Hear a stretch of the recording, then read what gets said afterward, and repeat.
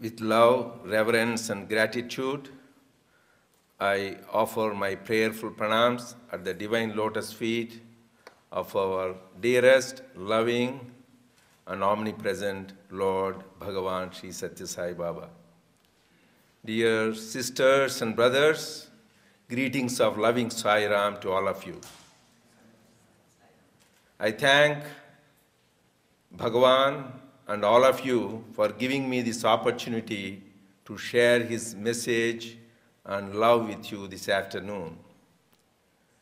I congratulate the volunteers, the regional officers, and the organizers for this beautiful venue and the arrangements. Actually, this altar is so beautiful and uplifting, wonderful job done.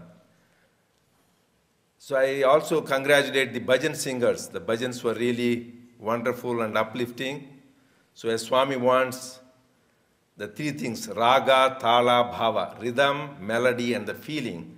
And all these three things are put. Because when there is a feeling, Swami responds. Swami says he is bhava priya, not bahya priya. He looks at our inner feelings in the heart, not what we say. He looks at our heart. That's why he says, I'm interested in the prema, not the frame. We put a golden frame, but if you don't have prema, he's not interested. He's interested in prema, not frame, he says. So one time, Swami, we were this region actually, we went to for darshan of Swami for the regional pilgrimage. This was about 20 years ago. Some of me might remember. And this SSC children were singing, and then one of the songs says, door of my heart, open wide I keep for thee. Will thou come, precious Baba, come to me. And that time Swami was in the old mandir, he opens the door, I am coming. Just says right away how he opens the door and comes. Another time recently happened in a couple of years ago, Swami was visiting Chennai, that is Madras.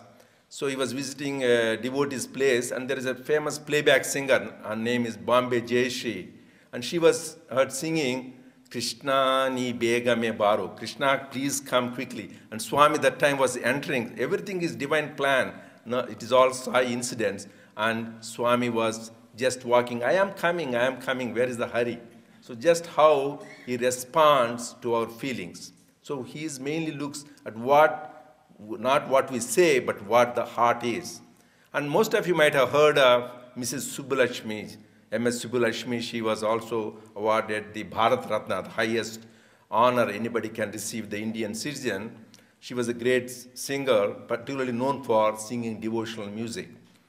So she is a great devotee of Swami. Swami loved her, and she loved Swami very much. There was a beautiful interaction you can see between the devotee and God when we see both of them together. So one time, this was many years ago, it happened about more than 10 years ago, Swami suddenly asked her, please come and speak. She pleaded to Swami, Swami, I am a singer, I can't speak. But Swami said, speak. She implicitly, like a good devotee did, followed the divine command. She went to the podium. In her chaste Tamil, she said, Swami, you are my mother, you are my father, you are my brother, you are my friend, you are my guru, you are my God, you are my everything. And Jai Sai Ram, she said, and walked out. And Swami said that is the best speech he has ever heard. To show that how he responds to our bhava, feeling. The words are not the one. He looks our heart filled with love. And another time they were singing the bhajans, and people were calling Swami Prema Sagara, they call Daya Sagara, Karuna Sagara. The God full of ocean, full of love, God, ocean full of compassion and kindness. Swami right away was telling the students who were singing, no, that's not correct. They were wondering why, because they're calling him ocean of love. Swami says, ocean has boundaries. My love has no boundaries. So God's love has no boundaries. He goes beyond the boundaries of the time, space, and matter. That is what Swami's love. And we have experienced that. Before we came to the meeting, some of us devotees, Bab Bozani, Mike, we were all sharing some of the wonderful stories how Swami showers his unconditional, pure, pristine love on all of us, has been doing it and continues to do it even till today. So I can share you some of the incidents when I was there in Venice, Italy, a couple of years ago. There was a Sai function. You know, Venice is a city of canals. I think, Bob, you recently went to Italy, came back. So there's a beautiful city. And even there they have Sai center and Sai devotees. So after the Sai event, the whole satsang was over. This lady comes. She was in mid-80s. She comes to me and said, Dr. Reddy, I never went to Puttaparthi and never saw Sai Baba. But whenever I pray to him, whatever I ask, he gives me. Do you think I should go to Puttaparthi? I said, you are blessed soul. I said, there is a saying, blessed are those who have seen and believed me, but more blessed are those who have not seen and still have faith in me. I said, you are one of those blessed souls. Shows how Swami's love goes beyond the geographical boundaries. Another incident happened just about 6 months ago during one of the Guru Purnima functions after Swami's Mahasamadhi. This devotee from UK was sitting next to me, and he had a ring, 9-stone ring, which Swami gave him many years ago. And 2 of those stones were missing. And he has been asking Swami for the last few years, Swami, please give me those 2 stones which were missing. And Swami says, wait, wait. This is Swami's standard answer, wait, wait. And then meanwhile, Swami's Mahasamadhi on April 24th. And just after the Mahasamadhi, the other day, he was sitting in the bhajans in Kulwant Hall. And suddenly, he heard some funny sound. And then he opened after the bhajans, those 2 stones appeared. Shows Swami continues to show his presence. That is why Baba was telling, we continue to feel his presence much more, as love much more than before. We hear that and experience us all the time. Actually, with Bob's permission, I can share about a story of a patient of mine, also a friend of mine, and devotee, Mrs. Barbara Bozani. Bob, can I share that? This happened about 3 years ago. So she came to see me. She sees me for thyroid problem. That time she came, she couldn't even breathe. She couldn't even walk few feet. Right away, I knew that there was a heart problem. She had congestive heart failure. We referred to the cardiologist. She was admitted in the hospital. She had got serious heart irregularities. Her heart was not functioning. Somehow I happened to be in Prasanthi Nilayam at that time. Bob called me, can you ask Swami some guidance? Because the doctors, the cardiologists advised 2 things, that she should have a cardiac catheterization and an angiogram to see what the heart condition is. And second, because her heart was so irregular, serious arrhythmias, so she needed what we call AICD, automatic implantable cardiac defibrillator, very expensive mechanism, almost cost the instrument itself $10,000. She needs that, otherwise she won't be able to live. So I told that Swami during lunchtime, Swami, Mr. Bozani was asking for guidance and he's praying what to do. Swami said, let her have the procedure, cardiac cath, angiogram, but no implanting of that device. So no, he said. So I conveyed the message back to Bob. So they did the cardiac cath, angiogram, and Swami knows already the arteries were very clean, everything was good. But her ejection fraction, that means heart, was working only 15 to 20%. That is why, and the doctor said she needed that implantation, but because of Swami's advice, we said no. They said she won't live more than 5 to 6 months because they were a very serious condition. So we all refused. Bob, now it is 3 years. How Swami has taken care of, and her ejection fraction within a year from 15 to 20%, it has improved to 50%. The cardiologist is surprised. He knows I'm Swami's devotee. Your Baba must have done this. He was telling. I said, sure, yes. So just, Bob, you testify, you can ask him later on the more details. Not only that, Swami took care when he was there, even now, Bob was relating her blood counts just a few weeks ago, they were very low. So the doctors advised that she needed bone marrow, this study and that study. The family rightfully said, no extensive workup. And now, without any treatment, the last blood test, the blood counts are normal. How Swami takes care of us even today. So he was with us, he is with us, and he will be with us for eternity. He is our eternal companion.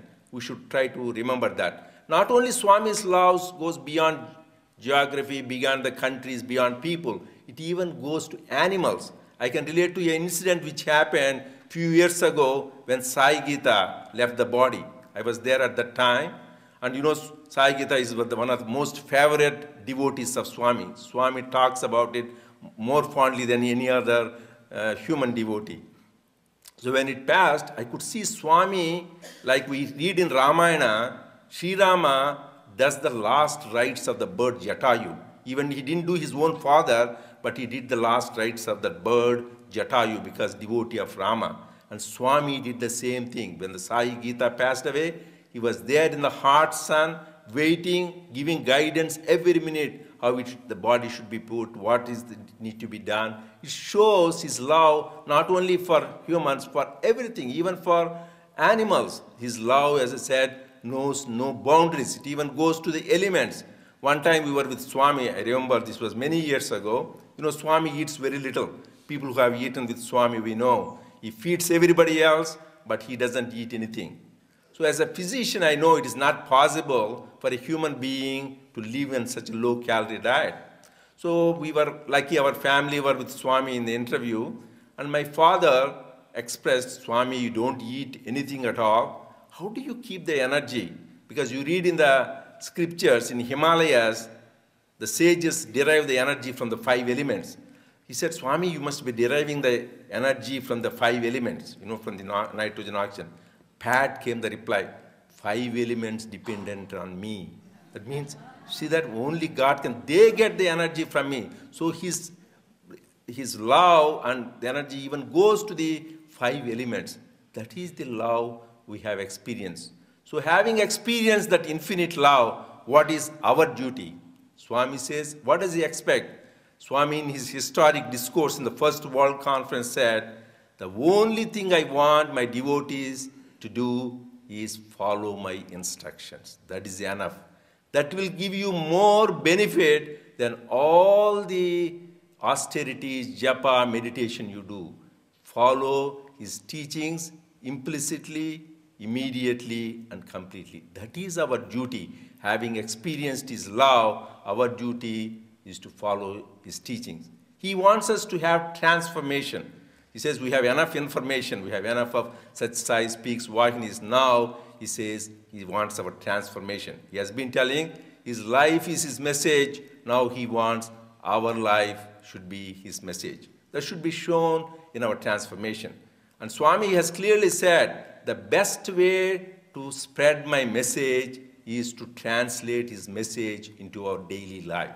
That is the best way to spread his message, not by giving talks or writing books. Best way is to practice what he has said. That is what is transformation. Because only when we have transformation, Swami said, the value of us increases. That is, then really we become human beings. Swami gives the example, diamond, the more cuts it is, the more it is transformed, the brilliance goes up, the value goes up. Similarly, Swami will put us through tests, trials, tribulations, but this is all for our transformation. We should remember that. It is not easy. Swami says, test is his taste. When you go through the test, it is not easy, but Swami says, when you go through the test and pass it, you will get a really supreme rest. That is the Prasanthi you will get. That is what the transformation Swami wants.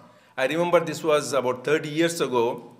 We were with Swami in Prasanthi Nilayam. We were in the interview. And then I gave a book for Swami to sign the book. Just the lights go in the interview room. I was wondering, how is he going to sign? So just within a minute, the lights came back. Then Swami straight looks into my eyes and says, I can see even in the dark. And he says, I can even see that ant crawling there. Little ant was crawling, I can even see that. Then he said, how old are you? I said, I was in late 30s. See, already you are losing hair, wearing glasses. Swami said, you see me? I have full of hair, black hair. I don't wear glasses. So the youthfulness, I said, Swami, because you are divine. That is why Swami says that has nothing to do with divinity. That is because of my food and habits, and 3 P's I have. One is purity, patience, and perseverance. If you have these 3, Swami says, you will be divine, you will be ever youthful, you will be same. There will be no difference between you and me. This is the transformation Swami wants. Purity, patience, and perseverance.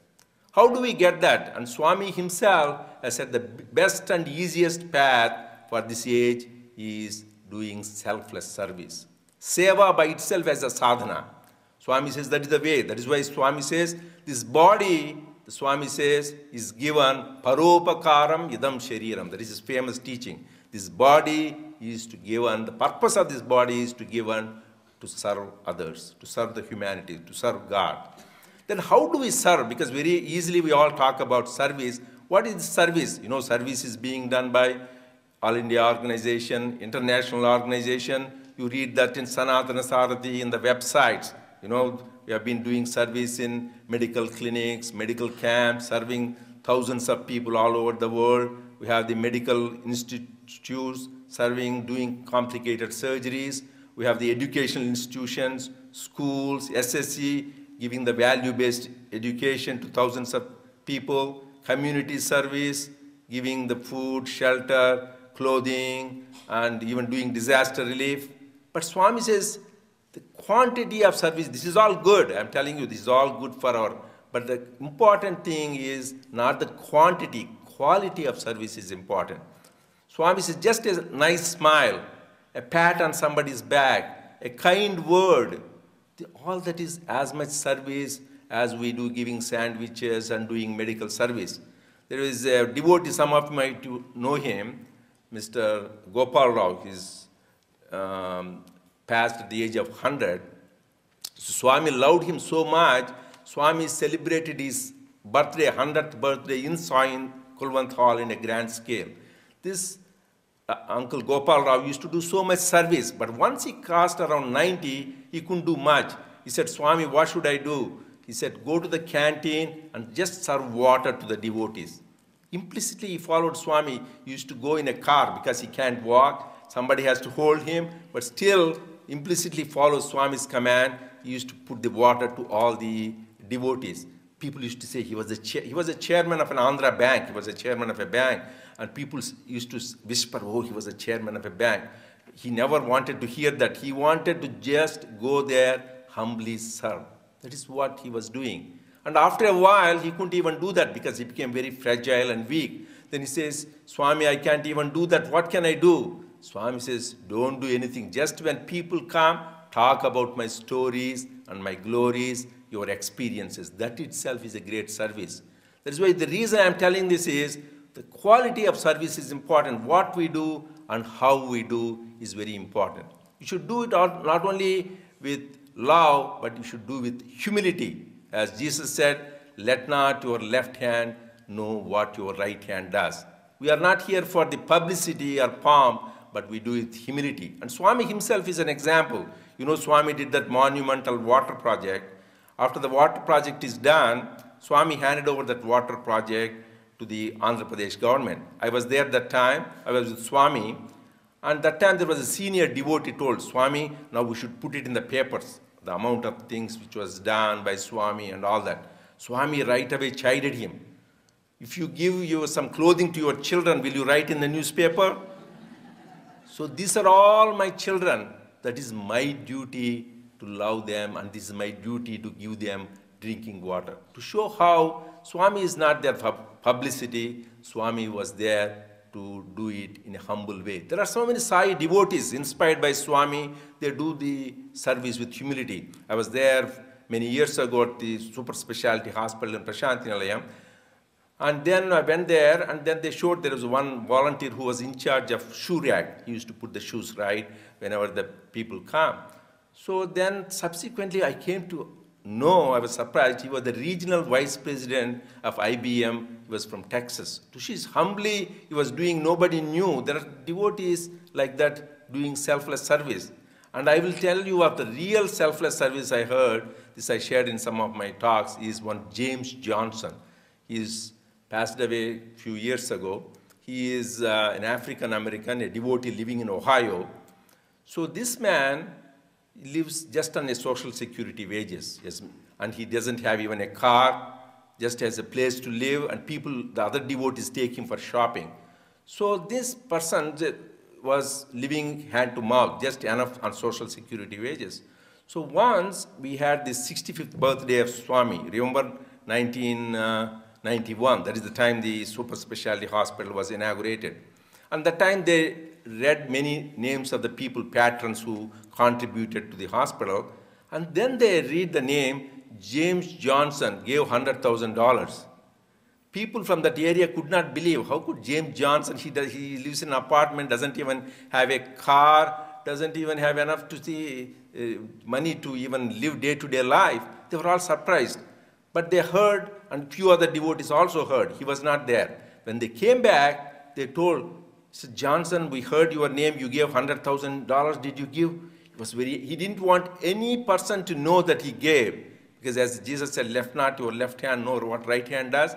This man didn't want anybody to know. The story is, he was poor, but he was serving his sister who was terminally ill with cancer, and he served, and his sister didn't have any children, so when she was passing away in her estate, she had $100,000, and she gave that $100,000 to this James Johnson, her brother. And you see that, so most of us would take at least, yeah, we can give to Swami, but keep some for our living. But this man said, this money belongs to Baba, Swami, and he's building a hospital, this should go. The whole money he gave it to the trust to use with the Father. That is done with humility, no pomp and show. That is the way Swami wants us to do the service. So do this, when we do service, another two obstacles Swami said is ahankara and mamakara. I am doing this and I want the results for this. That is a dangerous sign. Whenever you, Swami says you do service, as long as you think you are the doer and you want the results, it won't be a very spiritual exercise. So Swami, I can relate to an incident how there are many stories. This late Professor Hanumanthappa, I am talking about a lot of late people. So he was the Vice Chancellor of Sathya Sai University. He was a good orator. He could relate to Swami's stories very well. Once they arranged a Vice Chancellor's conference, he himself related this to me and also gave in one of his talks. So they arranged a Vice Chancellor's conference, and this was in the Prasanthi Mandir. So there were a lot of people talking. So he also was restless to talk. Swami said, wait. Another time he said, Swami, can I talk? Wait. Another time, Swami. Then after third time, Swami says, you do, okay, go ahead. He came to the mic, stood at the podium. He's completely speechless. He couldn't say one word. Completely gone speech to show how Swami is the one who makes us speak or do anything. And when he went for 3 days, he couldn't speak. And Swami, you know how the Leela, he comes next day in the darshan line, he tells his wife, how is your husband? Is he okay? Swami, you know, so he can't even speak. To show he is the doer. So we should remember God is really the doer. So that is the attitude with which we should do. Then only the service. And whatever we do, whether we do it to please God or whether we want to please our ego, that also we should verify. One of the faculty members in the university was telling, so he was a very good man. He has studied Swami's school now. He has went to Swami's college and now is the faculty member. He went to the hospital and he was giving his blood for donation. Good service. So that time Swami happened to be in the hospital. He was coming there. So, Swami asked him, what are you doing? So Swami, donating blood. Oh, you're donating blood. You are not giving the blood to me. Swami said just that word. You're not giving blood to me. Then Swami left. You know, Swami's words are very cryptic. You won't understand unless you go on thinking about it. So went on thinking, why Swami said, does Swami need blood? Why did Swami say, you didn't give blood to me? Then it dawned on him, because he's a spiritual seeker, he says, he thought he is giving the blood to a patient to get him better, as if he is doing something to, are you doing it to please me? That means, are you giving it thinking about me? Or are you just doing it for your own ego that you are giving the blood? So Swami wants, when we do service, service is done by God to God, and the process also is divine. The server is God, the served is God, and the process is service is also divine. That is the experience. That is, then becomes real service. That is why Swami says, Seva will save you. Nice, Swami is fun with the words. Seva, service, will save you. So I can tell you an anecdote which is beautiful. It's how when you do Swami's work, he takes care of us. This devotee, he is from Andhra Pradesh. So he used to do prison seva, like our friend Jean Massey does the prison seva. So this man was going and doing seva in the prison. He used to go to the prisons and talk about Swami's glories and Swami's leelas. So this was going on. After he gave a talk about Swami, so everybody appreciated, but the two prisoners specially came. Sir, you talked about this Sai Baba so much. We really thank you very much. It was beautiful. It touched our heart. So and then the whole story is over.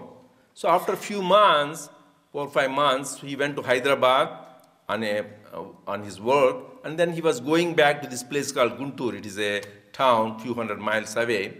When he went back, so he had to get down at the bus stand at 2 a.m. in the morning. So at 2 a.m. he got down, and then to go to his house, he needed an auto rickshaw. He took a triple-wheeler rickshaw. He took, and he was going, and then because it was dark in the night, suddenly his auto rickshaw was stopped, and two ruffians came across. They put a knife across the rickshaw guy, and that guy just ran, took his life, and he left this passenger alone. So this guy was stuck, so he took his suitcase, and then he took his wallet, his possessions, everything these guys took at the knife thing. And then they said, take away your shirt too. So then he was about to take away his shirt. And then meanwhile, the second guy put a flashlight in his face. They said, sir, it is you. You are the one who gave a talk in that prison to us. You are the one. Hey, guy, he is the sir who gave the talk to us in the prison. So leave him alone. Sir, we were released from the prison, but we don't have any livelihood. So we again resorted to the same old thing. So now we will change. Baba is shown the way. How, what they did, the seva really saves. But really what saves Swami is, seva saves is not only from physical danger, but this real saving is from this cycle of births and deaths.